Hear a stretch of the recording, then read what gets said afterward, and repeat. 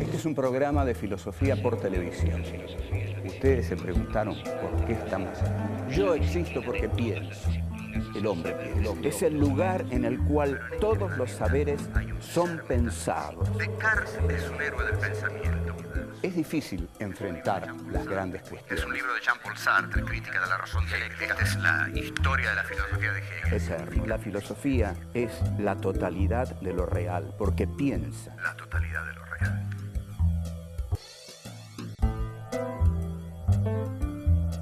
Sacar la filosofía a la calle. Sujetos, sujetados. Si la historia está en manos de Dios, ¿qué hacen los hombres? ¿En qué consiste la ruptura de Descartes con el pensamiento teologal del medioevo? Descartes, un héroe del pensamiento.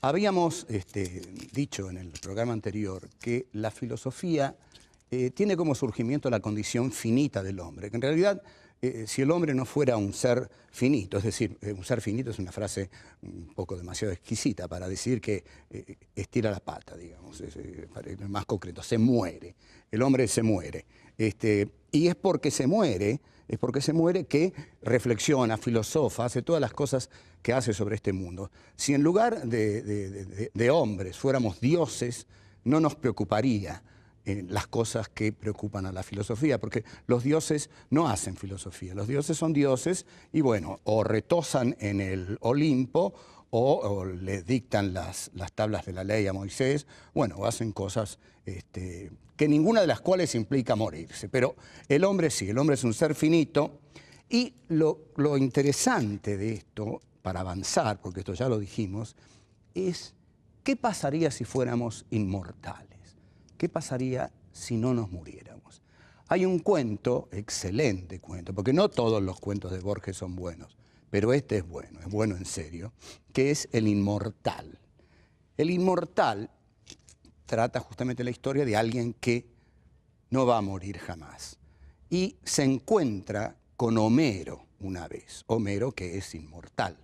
Entonces narra y dice, me encontré con Homero en las puertas de Tánger. Me despedí de Homero en las puertas de Tánger. Creo que no nos dijimos adiós. Claro, porque dos inmortales no se pueden decir adiós. Dos inmortales, inevitablemente, en el largo de su inacabable vida, se van a volver a encontrar en algún momento. Nosotros decimos adiós, hasta luego, hasta pronto, que te vaya bien en ese viaje, ojalá vuelvas pronto, porque sabemos que cada partida puede tener un no retorno, puede no tener un retorno.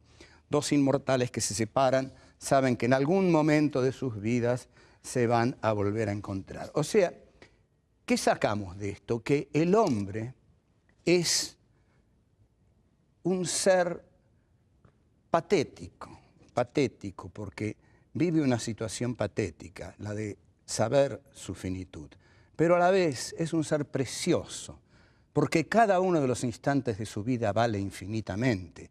El instante de la vida de un inmortal no vale nada, porque ese instante va a ser repetido hasta la náusea, va a ser repetido hasta el infinito. En cambio, cada uno de los instantes de nuestra vida es único porque es un camino hacia la muerte, es verdad, pero es también nuestra vida actual, presente, la que estamos viviendo ahora.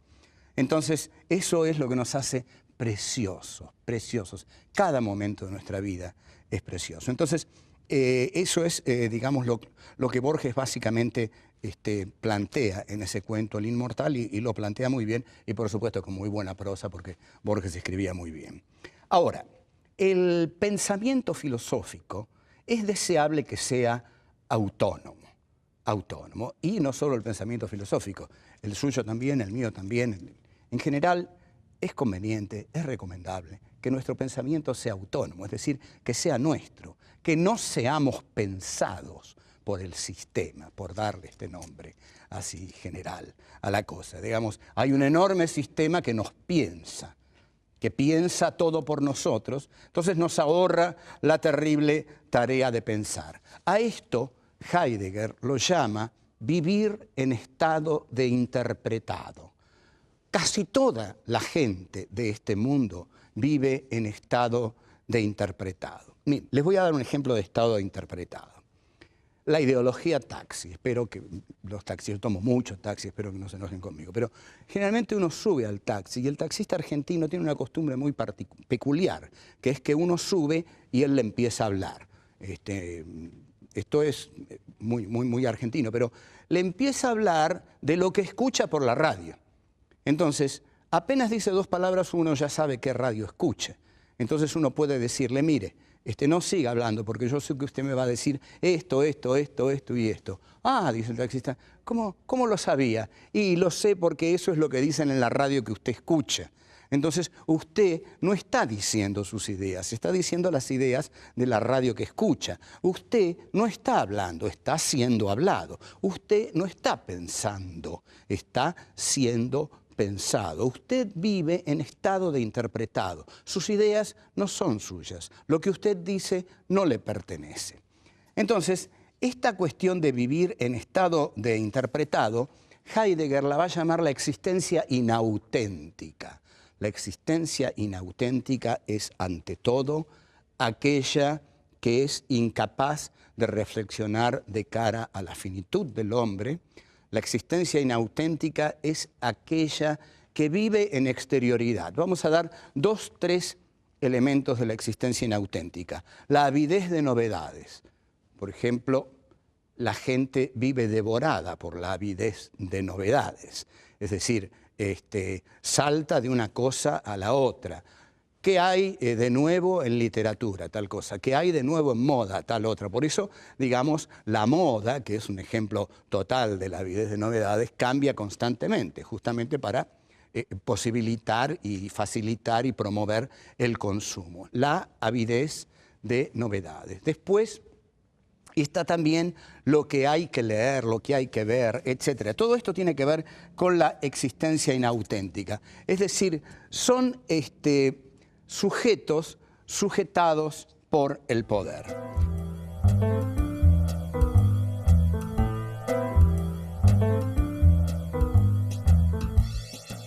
La filosofía tiene como condición de posibilidad dejar de lado a Dios, porque la filosofía es un sistema de formular preguntas y de posibilitar algunas respuestas. Pero fundamentalmente yo diría que la filosofía es el arte de preguntar. En cambio, Dios es el arte o el ser que da todas las respuestas. Durante el medioevo, los hombres no hicieron filosofía porque la verdad les era revelada por Dios. Al serles la verdad revelada por Dios, no buscaban la verdad. Bastaba creer en Dios, bastaba creer en lo que Dios revelaba a través de los textos evangélicos para tener todas las respuestas. En realidad era una situación bastante cómoda. Es decir, la vida era un páramo de lágrimas, pero alguien había venido a sufrir y había redimido todos nuestros pecados y hay una promesa, que es la promesa divina, que vamos a llegar al reino de los cielos y ahí seremos todos eternos y felices. Este relato, por supuesto, paraliza a los seres humanos, porque todo está resuelto. Todo está resuelto. No hay preguntas que hacer porque Dios las responde a todas. No hay orden histórico que transformar porque este decurso histórico no es el importante, sino el que va a venir después, el del reino de los cielos. Entonces, durante 10 o 13 siglos, la historia permaneció detenida. Permaneció detenida porque no son los hombres los que hacen la historia. Cuando los hombres se someten a la veracidad divina, al juicio divino, a la promesa divina, no toman la historia entre sus manos. El que está haciendo la historia es Dios. Es tanto lo que creen en la figura de Dios y de sus representantes terrenos, es decir, la Iglesia, que quedan históricamente paralizados. si a eso le añadimos el poder terrenal, despiadado de la Inquisición, entonces, efectivamente, los hombres trabajan, son labriegos y toda verdad es una verdad revelada por Dios. Y la duda que pueda tener cualquier hombre la tiene que ir a decir en el confesionario. Entonces, en el confesionario surge lo que Michel Foucault llama el poder pastoral. El poder pastoral es uno de los poderes más despóticos que se han instalado en la tierra. El poder pastoral es el poder de los representantes de la Iglesia en el confesionario. Es decir, ¿qué hace alguien cuando va al confesionario? Le va a decir al cura ante el cual se somete en el confesionario, le va a decir lo que le pasa. Padre, he pecado, o padre, he hecho esto, aquello, ¿verdad? Y el cura lo escucha y domina su subjetividad, la tiene. El otro le entrega la subjetividad al cura y el cura la recibe y le da 2, 3 cosas, Padre Nuestro, y lo manda afuera. Entonces, hay un poder pastoral, dice Foucault, que se realiza a través de la confesión. Luego, va a decir Foucault, va a venir el poder pastoral del Estado, va a ser el Estado moderno el que a través de la ciencia, las prisiones, los manicomios, el psicoanálisis, va a representar ese poder pastoral. Ustedes observan, lo interesante que dice Foucault es que esa confesión que el hombre del medioevo le hacía al cura es muy similar a la confesión que el paciente le hace al psicoanalista hoy en día. De modo que el poder pastoral en el Estado moderno lo tienen las instituciones medicinales, psicoanalíticas, las cárceles, los manicomios, donde se agrupa a la gente.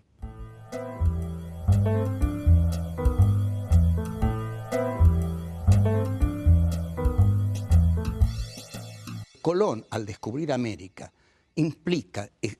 escenifica la decisión del hombre prometeico de ir a la conquista de los territorios nuevos. Es una empresa capitalista porque Colón va a América para expropiar América. Entonces, cuando decimos que la conquista española de América implicó la muerte de 50 millones de indígenas, tratemos de sacar esta cifra de la estadística y de pensarla como lo que realmente es. Cada uno de esos 50 millones fue uno. Hay una frase que sobre el holocausto judío dice, no mataron 6 millones de judíos, mataron un judío y después lo mataron 6 millones de veces más. Entonces, esta conquista y este genocidio americano del hombre capitalista. Como los españoles eran algo lentos en esto, fueron aventajados por los piratas que robaban los galeones españoles que llevaban el oro y lo derivaban a Inglaterra, que se hizo la gran nación de la burguesía industrial. Ahora bien, en 1637 Descartes pone al hombre en la centralidad, desplaza a Dios. Dios ya no es el que está en la centralidad. Dios ya no es el centro, el que revela la verdad a los demás hombres. Ahora, lo que es puesto en la centralidad de la explicación de la historia humana es el hombre. El hombre, atención, en tanto sujeto. El hombre en tanto pensamiento. El hombre en tanto subjetividad. Lo que hace Descartes es decir, con esa famosa frasecita, pienso, luego, existo, cogito, ergo, sum, lo que está diciendo Descartes es que el sujeto capitalista al cual él representa se define por la subjetividad y que ahora es la subjetividad aquello que da fundamento a todo lo existente. La subjetividad es ahora el subjectum. El subjectum es aquello que subyace a todo lo que existe. Así como los griegos lo llamaban hipokeimenon, es decir, aquello que es como el basamento de todo lo existente, Descartes, al poner el pensamiento como base de todo de curso filosófico, histórico, etcétera, etcétera, ahora es la subjetividad del hombre el punto de partida de todo razonamiento. Con esto entonces nosotros tenemos nada menos que esta subjetividad, no es cualquier subjetividad. Esto que yo estoy explicando habitualmente no se explica de este modo. Habitualmente se dice que Descartes dijo pienso, luego existo, que después vino Kant y dijo las condiciones de posibilidad del sujeto son las mismas que la del objeto, que después vino Hegel y dijo todo consiste en concebir a la sustancia como sujeto. Es decir, ¿qué hace esa gente? No hace historia razonada de la filosofía, hace historia de los héroes del pensamiento, digamos. Descartes, pasamos a Kant, pasamos a Hegel, pasamos a Nietzsche. Entonces, todo esto es un gran movimiento. Es decir, Colón descubre América, Copérnico, Giordano Bruno, Galileo y Descartes.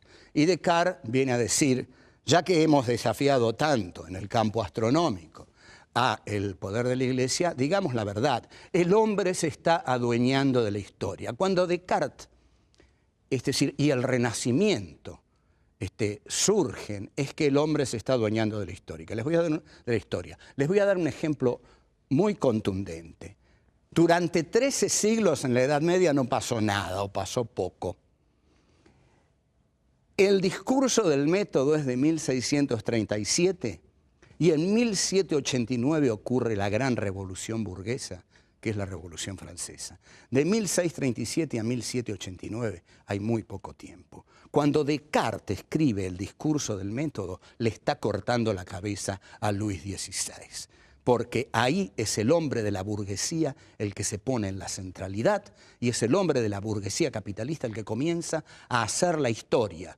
Entonces, cuando el hombre comienza a hacer la historia se dinamiza, porque el hombre ya no está esperando de Dios que Dios haga la historia, la hace él. Entonces la historia cobra un ritmo que antes no tenía, porque antes era la etapa de la espera. Se esperaba el reino de los cielos. Ahora los hombres ya no esperan nada, lo hacen todo ellos.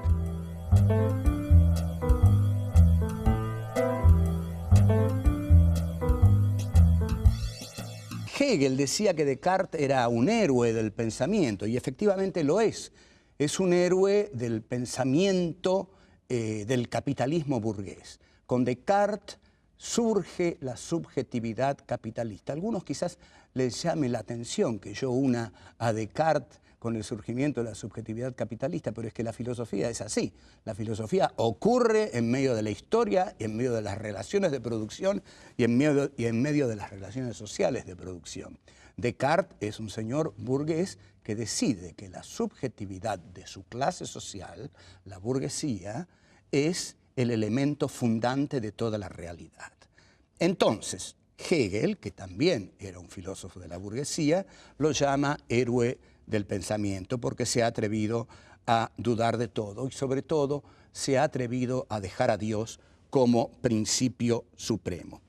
Entonces, la cabeza de Luis XVI, cuando cae, no es que sea Descartes el que le tiró la guillotina y la cabeza rodó, pero sí es el pensamiento de Descartes el que dio origen a ese proceso histórico que llevó a las turbulentas jornadas de la Revolución Francesa, la toma de la Bastilla y el decapitamiento de Luis XVI. Es muy interesante ver que el pensamiento de Descartes es subversivo. En la Argentina esta palabra tiene un triste recuerdo y en realidad cada vez que la decimos nos ponemos mal porque recordamos etapas muy, muy negras de la Argentina en las cuales ni por asomo este programa habría podido ser realizado. Es decir, todos los que estamos haciendo este programa en otra etapa de la Argentina salíamos a la calle y no existíamos más después. Pero bueno, porque ya nos estaban esperando. Pero Descartes, el pensamiento de Descartes es subversivo porque cuestiona el orden instaurado de la teología medieval, cuestiona el orden de la Iglesia y cuestiona el orden de la Inquisición. Por eso Descartes, que quizás no era demasiado valiente, escribió el discurso del método en Holanda, que era un país liberal donde todavía se podía escribir y pensar, porque en realidad un filósofo para pensar tiene que tener cierta tranquilidad de espíritu, no se puede pensar y estar esperando que a uno lo vengan a buscar para decapitarlo, tirarlo por ahí, ese tipo de cosas, ¿no? El pensamiento exige la libertad del contorno. Los regímenes autoritarios lo primero que hacen es establecer un dogma y prohibir el pensamiento libre. Eso ocurre tanto en la Iglesia medieval como ocurrió en el régimen soviético durante el estalinismo. Es decir, que se establece un dogma del partido y el que piensa fuera del dogma del partido es liquidado, Siberia.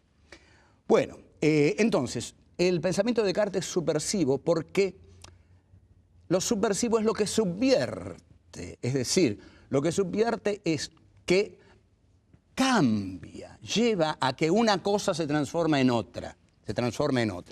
Y el pensamiento de la burguesía capitalista que expresa Descartes se expresa en la realidad a partir de la praxis de los revolucionarios franceses. Hay cosas notables que influyen en la historia. Una de las cosas que más decidió el ímpetu salvaje de la Revolución Francesa fue el pensamiento, por supuesto, de los ilustrados, el pensamiento de la Ilustración. Los que escribieron la enciclopedia, Diderot, d'Alembert, Rousseau, Voltaire, pero hubo una frase de María Antonieta que llenó de indignación y de fuerza revolucionaria a toda la población, al menos a las clases que pasaban hambre. Le preguntaron a esta reina, le informaron a esta reina que el pueblo tenía hambre. Y célebremente, María Antonieta dijo, ¿por qué tiene hambre el pueblo? Y le dijeron, porque no tiene pan. Y ella respondió, bueno, que coman pasteles. Y este fue uno de los motivos que dinamitó la Revolución Francesa. Esa frase resultó intolerable para la plebe, y la plebe, a partir de esa injuria, decide rebelarse y la revolución se desata. Como vemos, a veces basta un elemento de irritación para que una situación encuentre el desenlace histórico detrás del cual estaba. O sea, 13 siglos de Edad Media no resuelven nada y la subjetividad del hombre capitalista de la modernidad se arroja en una historicidad desbocada que en poco más de un siglo produce un hecho trascendental como la Revolución Francesa. La Revolución Francesa pone al hombre capitalista en la centralidad. Es la burguesía capitalista la que se adueña del poder. La monarquía pertenece al pasado. Una revolución consiste en poner en el centro de la historia a la clase históricamente más moderna, más revolucionaria. Entonces, la aptitud que va a tener el hombre capitalista es la aptitud de hacer la historia. Como vamos a ver, y esto va a volver muy apasionante nuestro curso, el capitalismo va a generar su antagonista, que va a ser el proletariado. Y eso nos lo va a explicar el cabezón barbado, Marx, que vimos ahí. Ahora lo dejamos aquí, yo que sé, me voy, porque la filosofía tiene que salir a la calle y ensuciarse un poco. Usted vive en estado de interpretar. Sus ideas no son suyas. Lo que usted dice no le pertenece. La filosofía tiene como condición de posibilidad dejar de lado a Dios. La Revolución Francesa significa el asalto al poder político por parte de la burguesía, que ya había